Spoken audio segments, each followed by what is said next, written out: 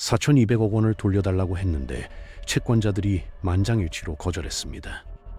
12개월만 기다려달라. 그러면 갚겠다고 사정했는데 찬성표가 단 한 장도 나오지 않았거든요.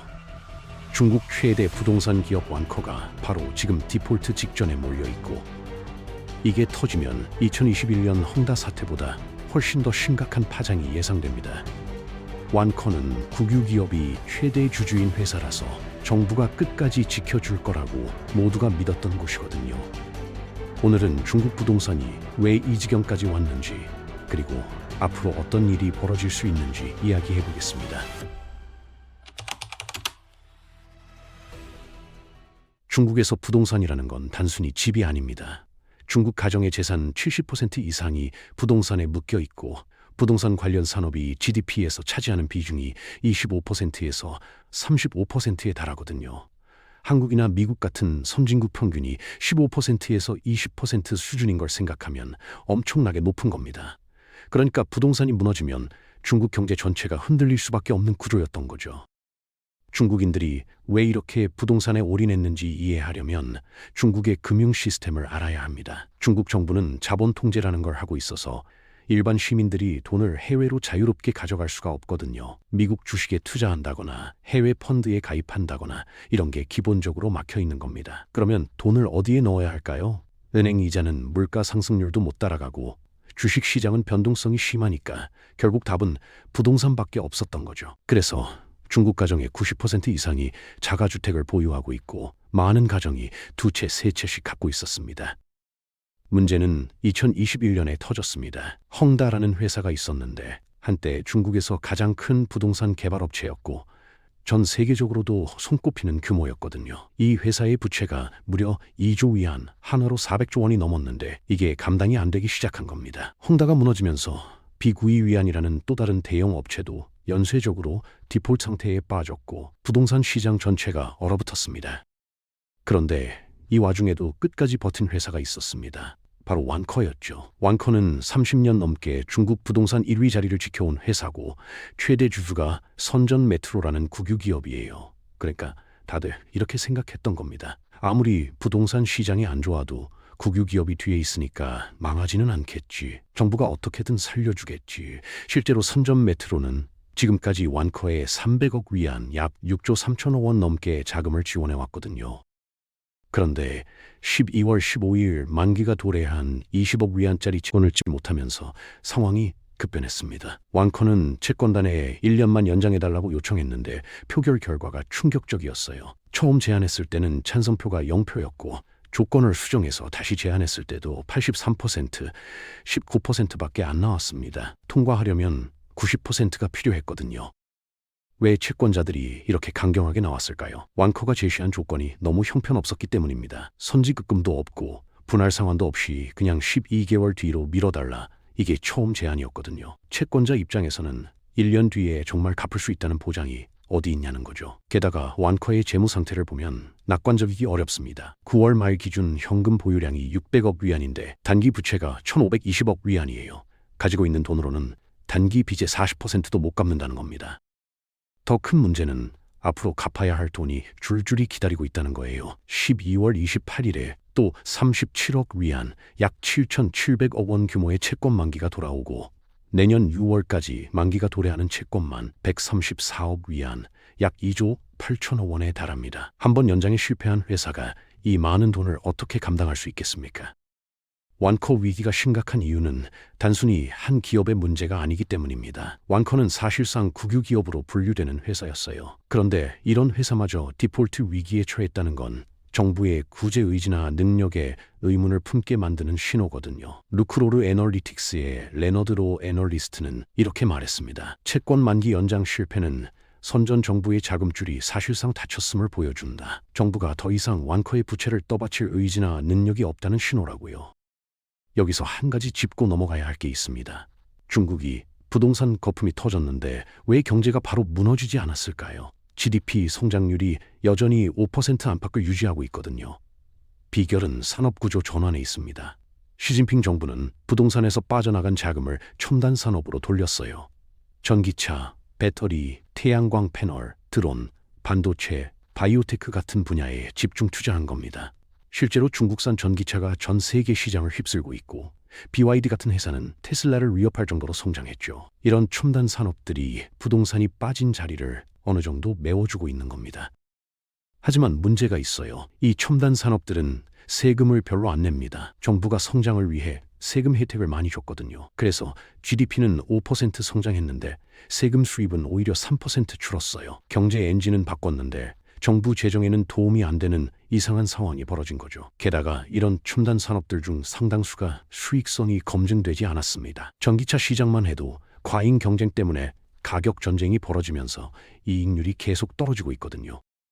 중국 부동산 위기의 뿌리를 이해하려면 선분양 제도라는 걸 알아야 합니다. 중국에서는 아파트가 완공되기 전에 미리 돈을 받고 파는 게 일반적이었어요. 1994년 홍콩에서 도입된 이 제도가 중국 본토로 넘어왔는데 개발사 입장에서는 건물 짓기도 전에 돈을 받으니까 자금 압박이 줄어들고 빠르게 사업을 확장할 수 있었죠. 문제는 원래 목적대로 쓰지 않은 경우가 많았다는 겁니다. 법적으로는 선분양 대금을 해당 프로젝트 건설에만 써야 하는데 실제로는 다른 토지를 사들이거나 빚을 갚는데 돌려막기를 했던 거예요. 루지웨이 전 중국 재무장관은 최근 이 문제를 공개적으로 지적했습니다. 개발사들이 착공도 하기 전에 주택을 팔아 자금을 조달하는 선분양 시스템이 위험을 증폭시켰다. 개발사들이 특정 프로젝트용으로 받은 계약금을 다른 프로젝트의 부실을 메우는 데 유용하는 관행이 만연했다고요. 결과가 어떻게 됐을까요? 2022년 7월 기준으로 중국 도시에서 290개 건설 프로젝트, 약 40만 채 이상의 아파트가 미완공 상태로 남게 됐습니다. 사람들이 평생 모은 돈을 털어서 분양금을 냈는데 집이 안 지어진 거예요. 이 사람들은 매달 대출 이자는 꼬박꼬박 내면서 언제 완공될지도 모르는 집을 기다리고 있습니다.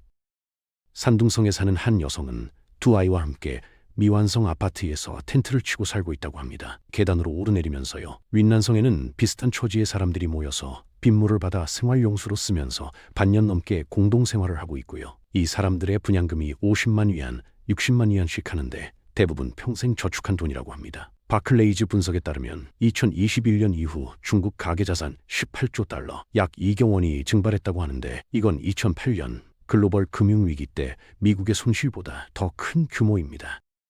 홍다 사태 당시 피해자들의 인터뷰가 있었는데요. 한 피해자는 이렇게 말했습니다. 제 저축을 다 털어서 계약금과 중도금으로 35만 위안, 약 7천만 원을 냈는데 집이 완공되지 않았다. 어떻게 정부가 홍다를 망하게 놔둘 수 있느냐. 잠을 못 자고 머리카락이 빠지고 제대로 쉬지도 못하고 있다고요. 이런 사람들이 수십만 명입니다. 중국 정부 입장에서는 이 사람들을 구제해주고 싶어도 돈이 없어요. 구제하려면 결국 누군가의 세금으로 메워야 하는데 그 세금을 내는 건 다른 멀쩡한 시민들이잖아요. 그래서 정부도 쉽게 손을 못 쓰고 있는 겁니다. 부동산 붕괴는 지방정부 재정도 박살냈습니다. 중국 지방정부의 수입 구조를 보면 토지 매각 수입이 30%에서 50%를 차지하고 일부 지역은 90%까지 가는 곳도 있거든요. 부동산이 잘 나갈 때는 땅을 개발업체에 팔고 그 옆에 고속도로나 고층 빌딩이 들어서면 주변 땅값이 오르고 그걸 또 팔고 이런 식의 선순환이 돌아갔던 겁니다. 그런데 아무도 땅을 안 사면요. 이 바퀴가 멈춰버리는 거죠. 실제로 2021년 이후 지방정부의 토지 매각 수입이 거의 절반 가까이 줄었습니다. 수입은 줄었는데 지출은 그대로이니까 빚을 낼 수밖에 없고 이게 지방정부 융자 플랫폼이라고 불리는 LGFV를 통해 이루어졌어요. 이게 뭐냐면 지방정부가 직접 돈을 빌리면 법적으로 제한이 있으니까 별도 법인을 만들어서 우회적으로 돈을 조달하는 건데 문제는 이 부채가 지방정부 공식 재무제표에는 안 잡힌다는 겁니다. 그래서 숨겨진 부채, 음성부채라고 불리죠. IMF 추산에 따르면 지방정부 공식 부채가 GDP의 30%, 숨겨진 LGFV 부채가 48%에 달합니다. 글로벌 금융그룹 BBVA는 LGFV가 갚아야 할 부채 규모를 78조 위안, 약 1경 6천조 원으로 추산했는데 이건 전체 경제 규모의 절반을 웃도는 수준이에요. 칭화대 연구소는 최근 이 문제를 해결하려면 국채 발행 규모를 30조 위안, 약 5,700조 원까지 늘려야 한다고 제안했는데 이게 중국 1년 예산보다 더 많은 금액입니다. 일부 지방정부는 이미 한계 상황에 몰렸습니다. 어떤 지역은 수입 전액을 이자 내는 데만 써도 부족한 상태예요. 버는 돈 전부를 빚 이자로 내는데도 원금은 못 갚는 거죠. 이런 상황에서 지방 정부들이 어떻게 했냐면 공무원 월급을 깎고 난방 보조금을 줄이고 운전자들한테 과태료를 많이 매겨서라도 돈을 마련하려고 했습니다. 그러면 중국 정부는 뭘 하고 있을까요? 사실 손을 놓고 있는 건 아닙니다. 시진핑 주석은 최근 중앙경제공작회의에서 부동산 시장 안정화를 중점 리스크로 지정하고 대책 마련을 지시했거든요. 구체적으로는 미완공 프로젝트 완공 지원, 빈집 매입해서 임대주택으로 전환, 선분양 제도를 후분양으로 단계적 전환, 주택담보대출 금리 인하 같은 정책들이 논의되고 있습니다. 실제로 효과가 조금씩 나타나고는 있어요. 1년 전만 해도 미분양 물량을 소화하는데 20개월이 걸릴 것으로 예상됐는데 지금은 12개월 반 정도로 줄었거든요. 베이징, 상하이 같은 일선 도시에서는 주택 가격이 조금씩 안정을 찾는 모습도 보입니다. 하지만 전문가들은 완전한 회복까지 최소 5년은 더 걸릴 것으로 보고 있어요. 루지웨이 전 재무장관도 중국 부동산 부문을 안정적인 모델로 전환하는데 최소 5년은 더 걸릴 것이라고 공개적으로 말했습니다. 문제는 일선 대도시와 지방 중소도시의 상황이 완전히 다르다는 겁니다. 베이징, 상하이, 선전 같은 곳은 여전히 인구가 유입되고 수요가 있는데 3선, 4선 도시들은 인구가 빠져나가고 있거든요. 2021년 한 해만 해도 이런 지방 도시들에서 인구가 2% 감소했습니다. 문제는 이 지방 도시들의 중국 전체 주택 재고의 72%가 몰려 있다는 거예요. 수요는 줄어드는데 공급은 넘치는 전형적인 공급 과잉 상태죠. 이런 곳에서는 집값이 계속 떨어질 수밖에 없습니다. 재미있는 건 베이징이나 상하이 같은 일선 도시 집값은 여전히 엄청나게 비싸다는 거예요. 중국인 월급 대비 집값을 보면 런던이나 샌프란시스코보다 더 비쌉니다. 그러니까 지방에서 올라온 젊은 사람들은 대도시에서 집을 살 엄두를 못 내고 지방에 있는 부모님 집은 계속 가격이 떨어지고 있어요. 이래서 중국 젊은이들 사이에서 탕핑, 누워서 아무것도 안 하겠다는 문화가 퍼지는 거예요. 골드만삭스는 중국의 주택 수요가 2017년 정점 대비 75%까지 떨어질 수 있다고 전망했습니다. 연간 2천만 채씩 팔리던 게 500만 채로 줄어든다는 거예요. 출산율이 바닥을 치면서 신규 가구 형성 자체가 줄어들고 있거든요. 중국의 출산율이 1.0명 아래로 떨어졌는데 이건 인구 유지에 필요한 2.1명의 절반도 안 되는 수치입니다. 앞으로 집을 살 젊은 사람 자체가 줄어드는데 집값이 오를 수가 없죠. 부동산 거품 붕괴의 가장 무서운 점은 심리적 위축입니다. 집값이 오를 때는 다들 너도 나도 사려고 하는데 떨어질 때는 아무도 안 사요. 더 떨어질 것 같으니까요. 그리고 이런 심리가 소비 전체로 번집니다. 내 재산의 대부분이 부동산인데 그 가치가 계속 떨어지면 당연히 지갑을 닫게 되겠죠. 실제로 죽소매 판매 증가율이 크게 둔화됐고 GDP 성장률도 작년 4.8%에서 올해 4.4% 내지 4.5%로 떨어질 것으로 전망됩니다. 시진핑 주석이 제시한 5% 목표에 못 미치는 수치예요.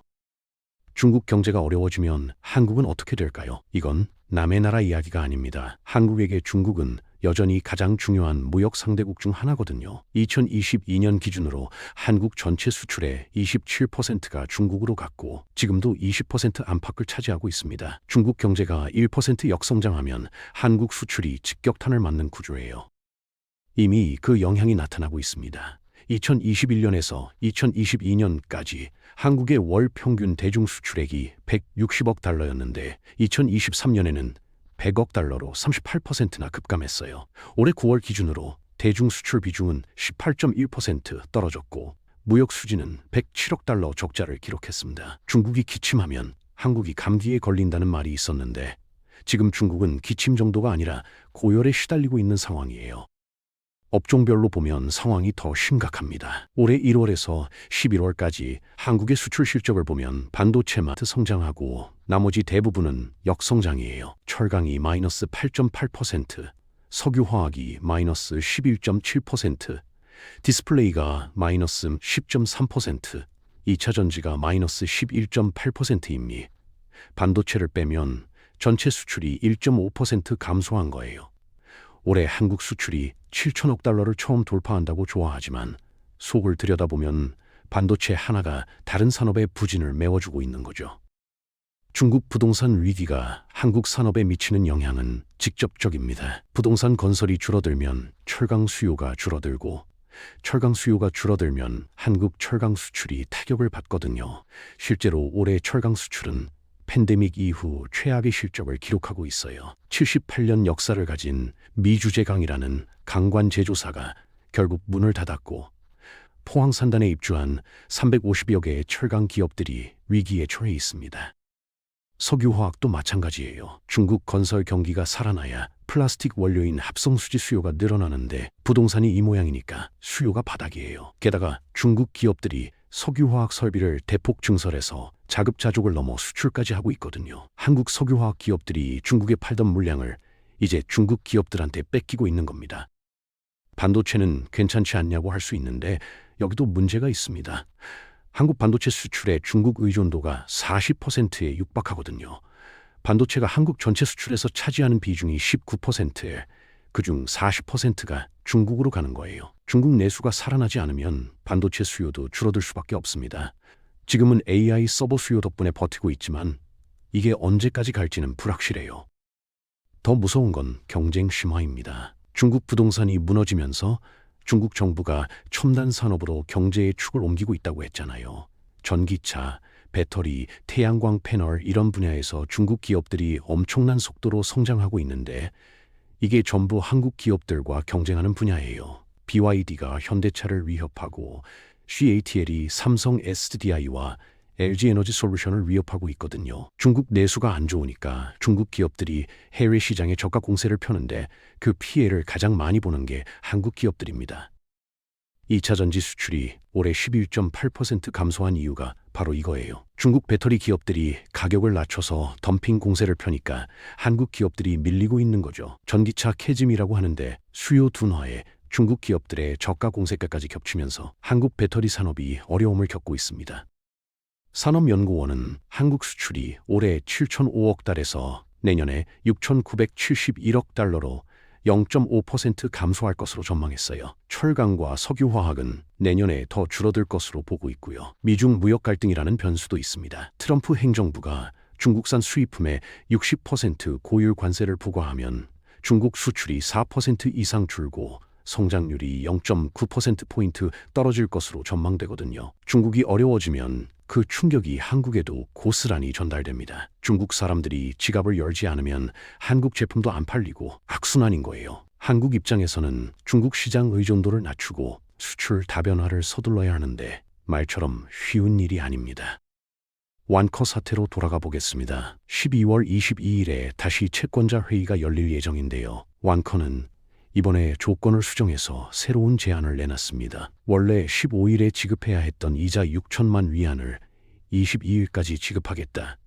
유예 기간을 5영업일에서 30거래일로 늘려달라. 만기 때 추가로 연 3% 이자를 주겠다. 이런 내용이에요.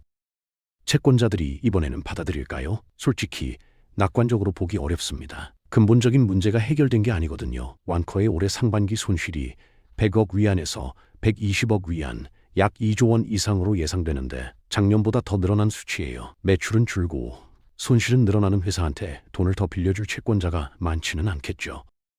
만약 완커가 디폴트에 빠지면 어떻게 될까요? 단기적으로는 중국 부동산 시장 전체에 다시 한번 충격이 갈 겁니다. 그동안 국유 기업이 뒤에 있으니까 안전하다고 믿고 완커 채권을 산 투자자들이 많았는데 이 믿음이 깨지면 다른 국유 부동산 기업들의 신용도도 의심받게 되거든요. 도미노처럼 연쇄적인 신용 경색이 올 수 있습니다. 하지만 장기적으로 보면 꼭 나쁜 일만은 아닐 수도 있어요. 부실 기업이 정리되어야 건강한 기업들이 살아남을 수 있고 그래야 시장이 정상화되니까요. 정부가 계속 좀비 기업들을 살려주면 그 비용은 세금으로 돌아갑니다. 중국 정부도 이 점을 알기 때문에 헝다를 살리지 않았던 거고 완커도 마찬가지일 수 있습니다. 중요한 건 이 위기가 얼마나 오래 갈 것이냐는 거죠. ANP는 중국 부동산 시장이 완전히 회복되려면 최소 2027년까지 앞으로 2년 이상 더 걸릴 것으로 전망했습니다. 올해 주택 가격이 8%, 내년에 6%에서 7% 더 떨어질 것으로 보고 있고요. 미완공 주택 완공과 미분양 재고 해소라는 과제가 남아있어서 단기간에 해결되기 어렵다는 겁니다. 흥미로운 현상 하나가 있습니다. 부동산 시장에서 국유 기업의 비중이 급격히 늘었어요. 2017년만 해도 베이징에서 토지를 매입하는 개발사 중 국유기업 비중이 20%였는데 지금은 60%를 넘겼습니다. 민간 개발사들이 대부분 망했고 일반 시민들은 국유기업이 짓는 아파트를 더 신뢰하거든요. 문제는 국유기업이 민간기업만큼 효율적이지 않다는 겁니다. 수익성보다 다른 걸 중시하는 경향이 있고 때로는 아무도 살지 않는 거대한 신도시를 짓는 식으로 또다시 과잉 공급 문제를 만들 수 있어요. 중국 부동산 위기는 단순히 집값이 떨어지는 문제가 아닙니다. 수백만 가정의 평생 저축이 날아가고 지방정부 재정이 무너지고 금융 시스템 전체가 흔들리는 복합 위기예요. 홍다 때는 민간 기업 하나가 망한 거였는데 왕커까지 무너지면 정부에 대한 신뢰 자체가 흔들리는 겁니다. 많은 전문가들이 중국의 현재 상황을 1990년대 일본과 비교합니다. 일본도 부동산 거품이 꺼지면서 잃어버린 30년이라는 장기 침체에 빠졌거든요. 중국이 일본의 전철을 밟을 것인지가 지금 세계 경제학자들의 최대 관심사입니다. 중국은 아직 도시화율이 65% 정도밖에 안 되어서 성장 여력이 남아있지만 인구 구조 측면에서는 일본보다 더 나빠요. 한 자녀 정책 때문에 고령화가 급격하게 진행됐거든요. 월스트리트 저널은 소비자 물가 상승률이 0.2%에 그치고 총부채가 GDP의 300%를 넘어섰다며 디플레이션 전조가 나타나고 있다고 경고했습니다. 중국 정부가 어떻게 대응하느냐에 따라 앞으로 세계 경제의 방향이 달라질 수도 있습니다. 22일 채권자 회의 결과를 지켜봐야 할 것 같습니다.